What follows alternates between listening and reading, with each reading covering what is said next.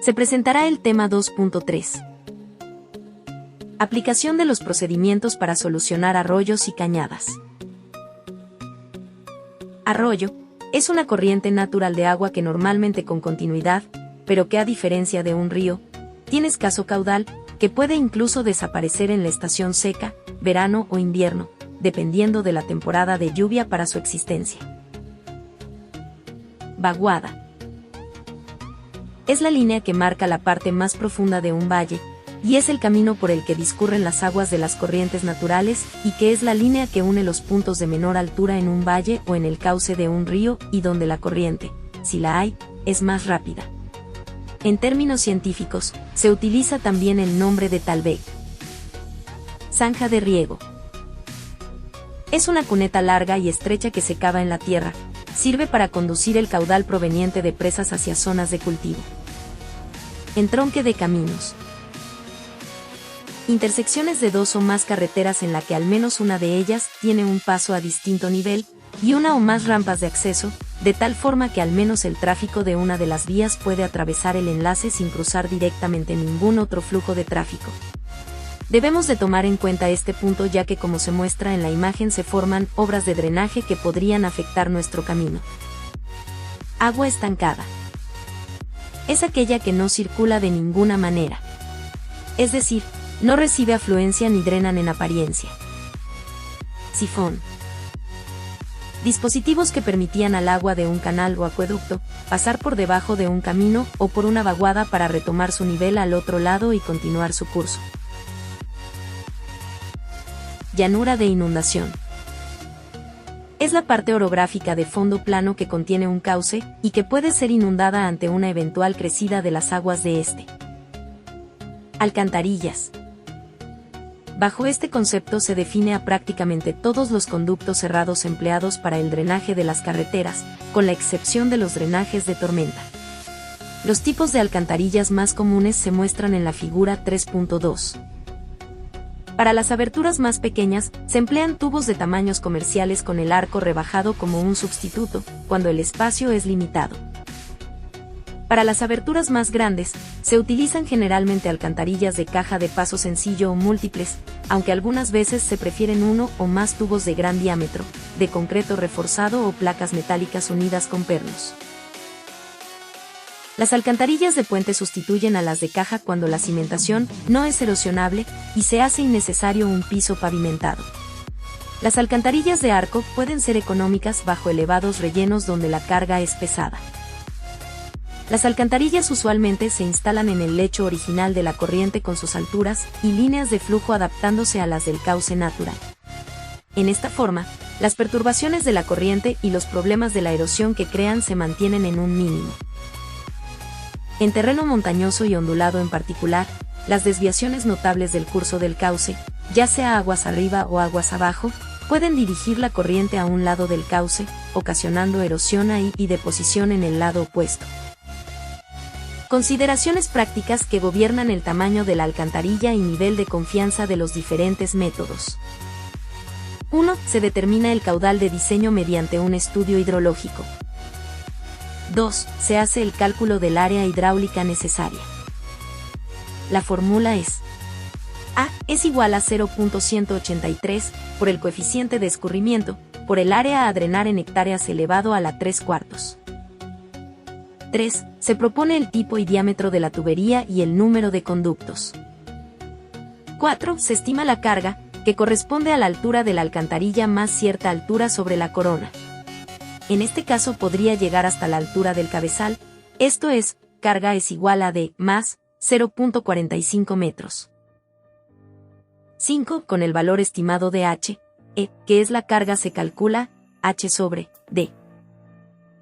6. En el gráfico, según el tipo de material a utilizar, se ubica el valor de H sobre D en la escala correspondiente, carga del agua en metros, escala 3, de este punto se traza una línea recta hasta la escala 1 del lado izquierdo, diámetro, y el valor que intercepta la línea en la escala del medio, descarga Q, en metros cúbicos sobre segundo, corresponde al caudal en metros cúbicos sobre segundo, por conducto. 7. El valor de este caudal se multiplica por el número de conductos, si fuese más de una, y el valor encontrado corresponde al caudal final. 8. Si el caudal final es semejante al caudal de diseño, entonces la elección del diámetro y número de la tubería fue correcta. En caso contrario, se debe probar una nueva dimensión o cantidad de tubos.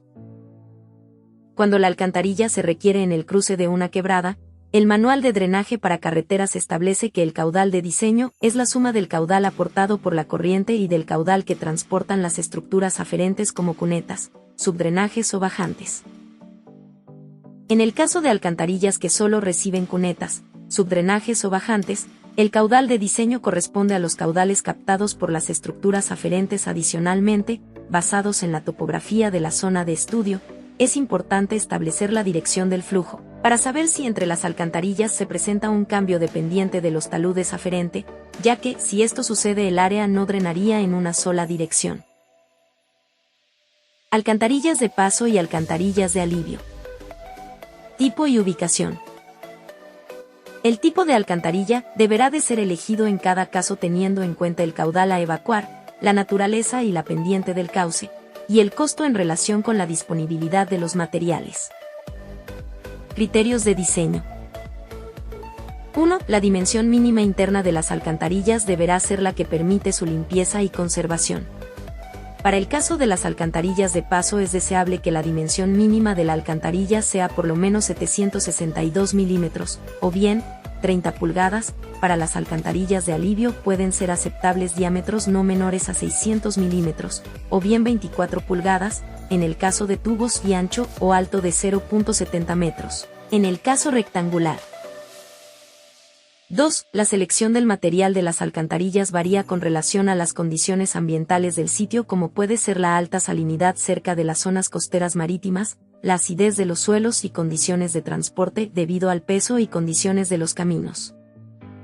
Entre los materiales que se han estado utilizando se tienen: A. Tubos de concreto reforzado, debe cumplir con los requisitos ASTOMI 70. B. Tubo de metal corrugado calibre mínimo 14. Responderá a la norma ASTOM 190. C. Tubo de cloruro de polivinilo. Debe cumplir con los requisitos ASTOM 34, M 94. D. Tubo de polietileno corrugado. Debe cumplir los requisitos ASTOM 252, M 96 y M 294. 3. Cuando se tienen suelos cohesivos en el sitio de la obra, se espera que las paredes de las zanjas sean verticales y para la instalación de alcantarillas sencillas, el ancho de este será el doble del diámetro externo de la tubería hasta de 48 pulgadas, y para tuberías mayores, el ancho del diámetro externo más 50 centímetros a cada lado de este. Cuando se instalan tuberías en batería, la separación mínima entre ellas será del diámetro externo entre 2, d, sobre 2. 4. La pendiente longitudinal de la alcantarilla no debe ser menor del 1%, para evitar asolvamientos, pero en general, se deben respetar la clasificación de superficies y velocidades admisibles en cada una de ellas, las que se presentan en la siguiente tabla. En nuestro proyecto se presentan cursos de arroyo que son de gran magnitud, por lo que se proponen en algunos casos alcantarillas.